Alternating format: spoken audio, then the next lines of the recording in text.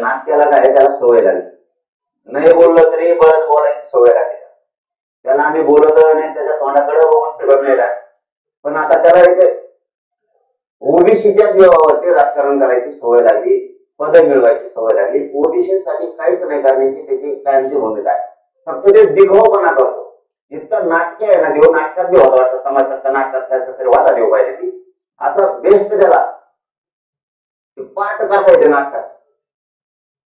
फक्त OBC OBC म्हणायचं, गोरगरीबाला भोळ्या बाबड्या ओबीसींना फसवायचं आणि सत्तेवरती बसायचं. ही त्याची पहिल्यापासूनची चाल आहे.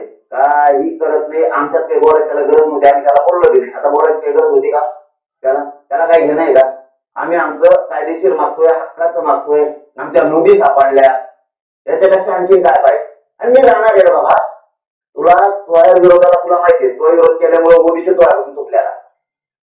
ओबीसीला वाटतं, उलट आमचं गोरगरीब ओबीसींना वाटतं की गोरगरीब मराठ्यांच्या लेकराचं कल्याण झालं पाहिजे, ओबीसीला तुझ्यामुळे वाटायला लागलंय. आणि हे सत्य, ओबीसी बांधव सुद्धा आमच्या बाजूने त्याच्यासाठी ते मी घेणार आहे. मी आरक्षण ओबीसीतून घेणार आहे, मुंबईला जाणार सुद्धा.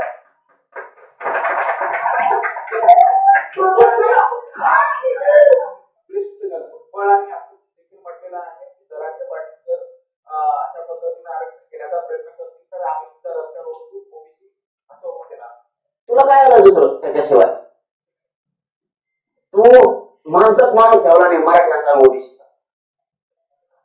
इतका नीचपणाचा विचार तू कशी राहतो राजकीय स्वार्थासाठी? तुला दुसरं येतच काय? गोरगरीब ओबीसी रस्त्यावर उतरायचं, तुला पद मिळवायचं. तुला मधल्या काळात असाच नाही पद नव्हतं, बोलला काय? नाही जातो आणि ओबीसीचा बोलला का? म्हणजे तो वेगळी प्रेम ना हे ओबीसीचं सुद्धा लक्षात आले. अरे आम्ही तरी त्या ओबीसीला एका शब्दाला तो बोलला नाही आतापर्यंत, आजपर्यंत अनाविषयातच उठणार नाही. कारण आम्हाला रोज एका ताटात राहायचंय तुमच्या राजकारण्याचं ऐकून. आमचं गरीब मराठ्यांचं गरीब ओबीसीचं पोट नाही भरणार.